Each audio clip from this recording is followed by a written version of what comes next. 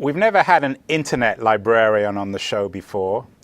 So today we have, I think, probably the original internet librarian, Brewster Kahle, who founded the Internet Archive, Brewster, back in 1996? Yep, 96. Well, Brewster, it's a real honor to have you on TechCrunch TV. Thank you, Andrew. Why have you never been here before? Not as much to say. I guess we've been moving along pretty well. So everyone knows about the Internet Archive. Everyone knows you as a digital librarian. But for perhaps the one in a million in our audience who doesn't know, what is it you do as a digital librarian, and what is the Internet Archive? The idea is to collect everything ever published on the web and make it permanently accessible. Then we moved on to television, music. We have live music concerts, everything the Grateful Dead ever has done. Books, we digitized 2 million books. So the idea is to try to make a library of everything and make it available to anybody for free that wants to have access to it. And why are you doing that? Build a library. That's, I think, the opportunity of the internet. The internet is, well, okay, now we know it's a big surveillance network, but let's take it as a more positive view. It's actually access to information. But if you only got the information that corporations want you to see right now, you know, that's kind of an Orwellian world. So how do we go and have some history to it, be able to go and browse, find things that aren't corporately promoted, the press releases that the government took down already? How do we go and have those available? So, Brewster, how many people come to the Internet Archive, and how much material do you have there? We got about 3 million users a day. We're about the 300th most popular website according to Alexa Internet, which is pretty darn good. And you founded Alexa, right? So you should know these things. So I should know these things. Though I don't have an ability to change those numbers. Unfortunately, I'd really like to be number one. You know, knock Google off. But alas. So do you kind of compete with Wikipedia or not? No, Wikipedia, God, they're completely great. They have the short form answers to all sorts of things. But if you want to go and know the debates, you want to read books, you want to know in depth, you want to know opinions, you want to know controversy, then you're going to go to other things than Wikipedia. You're going to go dive deeper. If you want movies, we've got digitized old movies, not only of Hollywood films, but educational, government propaganda films, those sorts of things. And that's what millions of people use every day. So, Brewster, I'm an author in my day job, and I like to be paid for my work. Yeah, are you paying me? I hope you have my books in your library, but what's the business model here? Libraries buy things and they lend them out. That's what they do. And in the internet world, if it's not available for sale, they just collect it. So we collect television, we collect web pages, but when we digitize books, we digitize old books, and we buy ebooks from publishers and lend them out. And so if you go to openlibrary.org. So how much would you pay for a book? We pay like $30, $50 a book that then we can lend out one person at a time. We find that publishers just aren't doing it. Are you making physical libraries redundant? We love physical libraries. In some sense, we've got one of those. We now have collected 700,000 physical books because libraries are throwing books away, so that's kind of a problem. But the idea of the physical spaces that libraries make, great idea. Let's just make it so that if you walk and slog your bones into a library, you have access to everything ever published. How about all music ever? How do you go and do that? Well, it's going to be electronic, and that's because libraries have a different way of viewing the world by going and buying things and lending them out within constraints so that they don't interrupt normal commerce. They don't knock off Amazon.com. That's not really the point. But the idea is that there are different things you can do in a library. So what would be what's the point then of owning anything, a movie, a book, a piece of music, if everything is in the Internet Archive? Are you doing away with the idea of ownership? We love the idea of it. It's the only way that libraries work is to be able to buy and own something. And it's a real problem right now in the book world. So when we go to publishers and say, we want to buy an ebook just like we used to, well, we get to own a copy, we get to reformat it, we get to lend it one person at a time, or if we buy 100 copies, then 100 at a time, fine. And they just say, no, we want to rent it to you. We want to lease it to you. We want to make it so that if you don't pay up next year, we're going to take them all away. We think this is just not a way to build a digital future. And it's not the way to use the public's money. We spend $12 billion a year on our libraries. And you're a nonprofit. We're a nonprofit. And how do you raise your money? Mostly foundations. We also get paid to turn pages and collect web pages. We work with the Library of Congress, National Archives. But it's basically like viewers of your program that go and donate. We got some rich people hopefully watching this. The 30-second pitch on why they should donate to you. With $30, we can digitize a book and make it available around the world. So for $30 million, we'd have 1 million books to everybody. The whole collecting the World Wide Web is an ongoing issue. We've collected 2 petabytes in the last 6 months. That's a heck of a lot of data. It's used by a lot of people. It's the only thing that keeps corporations and the government accountable.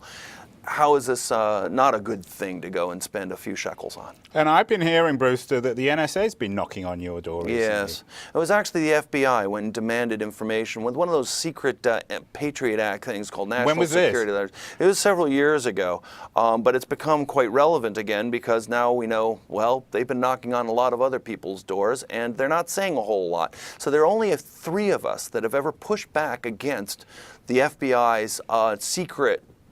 So for our audience, explain what happened. They were interested in someone who was visiting your library? Yes, they were interested in somebody that was either uploading or downloading. So a patron of our library. Because we free host things and they wanted to know. How did they find out about it? Oh, they looked at it on the net. Right. Right, I mean, it's all public. So what did they want to know? What they were borrowing? I can't quite tell you that. I can't tell you who they were actually, but they were interested in everything about this particular And when was this? 5 years ago. And we talked to EFF and said, so how do we, go back to the court and say, this isn't, and say, no, it didn't go through a court. It was just some person in the FBI that wanted this information. And you'd never be able to tell anybody about it ever again. Well, you're bored, your wife, nothing. Is this illegal, what you're saying to me now? No, it was because we pushed back. And EFF said the only thing you can do to push back is to sue the United States government. So you sued the government? So we sued the government. How much for? And we won. We wanted this thing taken away. But we wanted it taken away in a particular way, which is we wanted to be able to talk about it. I want to make a cookbook so that if anybody else got one of these nasty things, that they'd be able to go and say, okay, go to these lawyers and do this thing, and we put all the court documents except the people that they were looking for information on, and we made this available. Brewster, you're in the Internet Hall of Fame. Before you did the Internet Archive, you were a very successful entrepreneur. How disturbed are you by all this NSA stuff? I think it's darnary creepy. The Internet is this big piece of trust that, I grew up with my sister going and hiding away her journal under her bed to keep it from me, but now she'd be doing that on Facebook.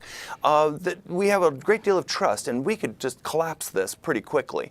Certainly my parents were alive during the McCarthy era. Things can suck, and I think we're getting back there in a bigger way. I'm at least glad the debate is happening in the open.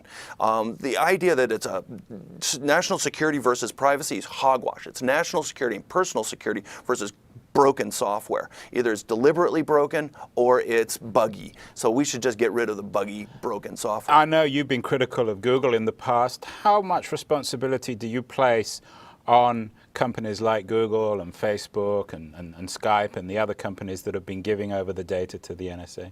I think those companies are really easy pickings for the government. The government loves to just deal with a few big players because, hey, one-stop shopping. And hey, look, you've got all these smart people that can data mine this stuff for you, so you don't even have to do it yourself. That is a problem. What we really want, I'd suggest, is open distributed systems that have no central points of control.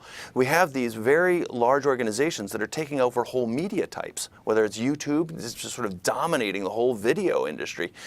This doesn't make any sense. Commercially, security-wise, it's fragile. It's a monoculture. It doesn't work. And is that distributed product, should that be a non-profit or a for-profit? At least all the protocols and how it interoperates should all be open and freely addressable. So the World Wide Web is a good example of when things actually worked. But you see what happened to email. I mean, email was intended very well, and it's kind of spam-ridden hellhole. So there's some way of trying to keep up the systems to keep a distributed system without central points of control. I kind of like BitTorrent is interesting. Bitcoin is very interesting. We're starting to pay our employees. Some of our employees are wanting Bitcoins. We now have ATM. We got our restaurant around our corner to go and take Bitcoins. We see ourselves supporting these sorts of endeavors. Brewster, finally, the Internet or the World Wide Web will be 25 years old next year, 2014. Tim Berners-Lee came up with the original idea, the white paper for it back in 1989. Very briefly, 25-year birthday of the web. What are you most happy about and most disturbed with over the last 25 years? Easy question to end. Oh yeah, I love this. That we've basically gone and disproven something, that people will only do something for money. That's just not true. People want to share. They want to go and make their expertise known. They want to be, especially if they can get credit, they go and interact with other people. This is just this, we're building a library, a global brain that is just of awesome capabilities by mixing people, networks, and computers all together.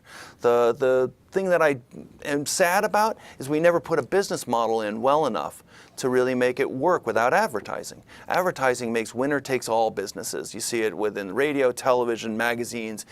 It's not a great system. Much prefer royalty as well as sort of more of a giving and sharing world. Well, Brewster Kahle, the digital librarian, didn't disappoint me. You wore a purple shirt. I always fantasized that digital librarians wore purple shirts. I hope you'll keep the same shirt on when you come in again to talk more about the way in which the library is reflecting all the data in the world. Brewster Kahle, a real honor to have you on TechCrunch TV. Thank you. Good to be here.